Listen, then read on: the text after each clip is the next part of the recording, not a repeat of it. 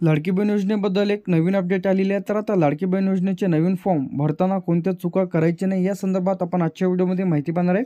सर्वप्रथम या तारखेपासून लाडकी बहीण योजनेचे नवीन फॉर्म इथं सुरू होणार आहे। सर्वप्रथम तुम्हाला फॉर्म भरताना ही चुका करायची नाही, ही चुका टाळा, अन्यथा तुमचा फॉर्म इथं रिजेक्ट होणार।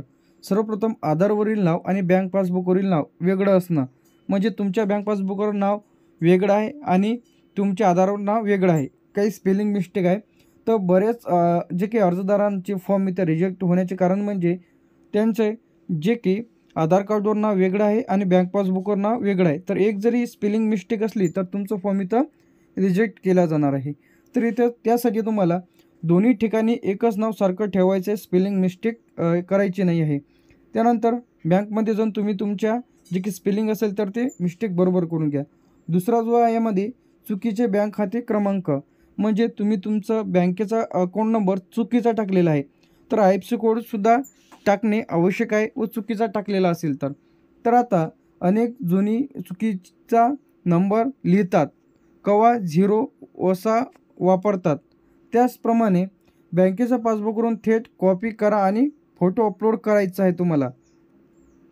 मोबाईल नंबर चुकीचा देणे, OTP किंवा पुढील याच संदर्भात जे की तुमची व्हेरिफिकेशन केले जाते तर तुम्हाला SMS येत नाही, तर तुमच्या OTPसाठी प्रॉब्लेम येतो। तर तुम्हाला तुमचा व्यवस्थित मोबाईल नंबर द्यायचा आहे, जो कंटिन्यू चालू राहील तोच मोबाईल नंबर द्यायचा आहे, अन्यथा तुमचा जो काही फॉर्म आहे तिथं रिजेक्ट किंवा तुम्हाला या योजनेचे पैसे तर मिळणार नाही।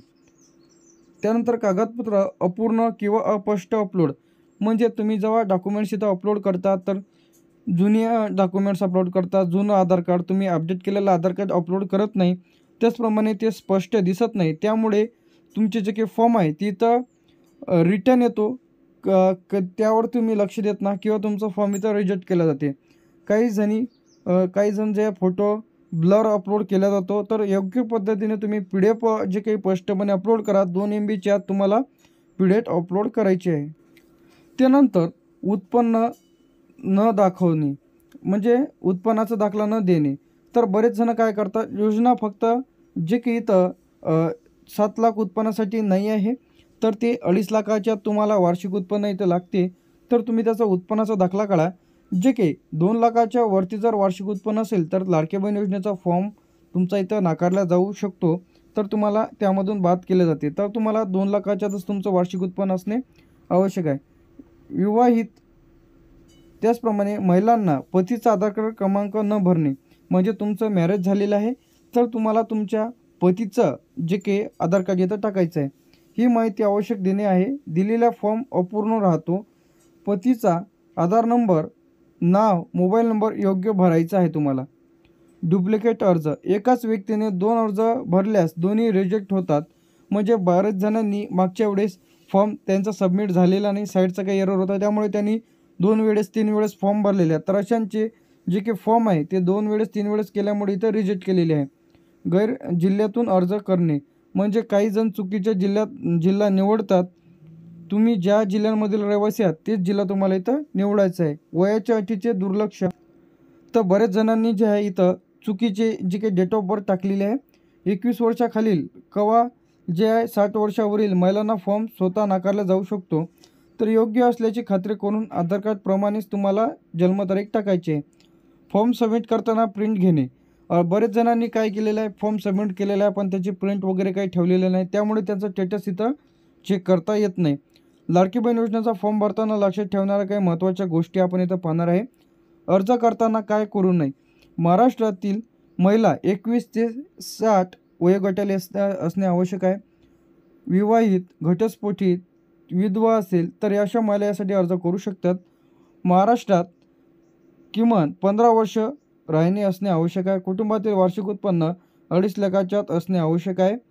त्यानंतर अर्ज प्रक्रियेच्या दरम्यान यामध्ये तुमचा मोबाईल जे काही मोबाईल डेटा, वायफाय सर्व्हर जास्त असतो, काही वेळा वेबसाईट बंद होते, तेव्हा पुन्हा ट्राय करायचं आहे। तर यामध्ये कागदपत्रे, तर यामध्ये आधार कार्ड जे की तुम्हाला व्यवस्थित PDF मध्ये अपलोड करायचे आहे, स्पष्टपणे दिसलं पाहिजे। बँकेचं पासबुक, उत्पन्नाचा दाखला, जे काही 2000 नवीन अपलोड करायचा उत्पन्नाचा दाखला, त्यानंतर जे काही तुम्हाला फोटो अपलोड करायचा आहे, वैयक्तिक माहिती होणाऱ्या चुका, त्यामध्ये कोणी MRS टाकते, कोणी मिसेस, श्रीमती, तर हे टाकायचं नाही तुम्हाला. जसं माहिती व्यवस्थित टाकायची आहे. पत्ता चुकीचा दिल्यास अर्ज चुकीच्या जिल्ह्यात जातो. त्याचप्रमाणे तुम्हाला कोणत्या चुका करायच्या नाही, व्यवस्थितपणे फॉर्म भरायचा आहे. लवकरच आपल्या चॅनलवरती व्हिडिओ आपण अपलोड करणार आहोत. फॉर्म जसे सुरू होतील तर फॉर्म कशा पद्धतीने भरायचा आहे. बँक माहिती टाकताना काळजी घ्यायची आहे. खातं अर्जदाराच्या नावावर असणे आवश्यक आहे. संयुक्त खाते म्हणजे जॉईंट खाते इथं टाकायचं नाही आहे. बँक खाते DBT इनेबल म्हणजे तुमचं DBT लिंक असणे आवश्यक आहे. तुमचे बँक पासबुक ॲक्टिव्ह असणे देखील आवश्यक आहे. तरच तुमचे खाते तुमच्या खात्यामध्ये पैसे तर जमा केले जाईल ॲक्टिव्ह बँक खात्यात. ॲप्लिकेशन नंबर जतन करणे महत्त्वाचे आहे. जेव्हा तुम्ही अर्ज तुमचा सबमिट केला तर तुमचं SMS किंवा PDF द्वारे तुम्ही तुमचा अर्ज सादर केल्यानंतर ते तुम्हाला सेव्ह करून ठेवायचं आहे. स्टेटस तपासणे दिसणारे शब्द, त्यामध्ये तुम्हाला पेंडिंग व्हेरिफिकेशन असेल, अप्रूव्हल असेल, रिजेक्ट असेल, DBT सक्सेसफुली असेल. तर आता हे बरेच जणांचे फॉर्म इथं अप्रूव्ह झालेले आहे, DBT सक्सेस आलेली आहे.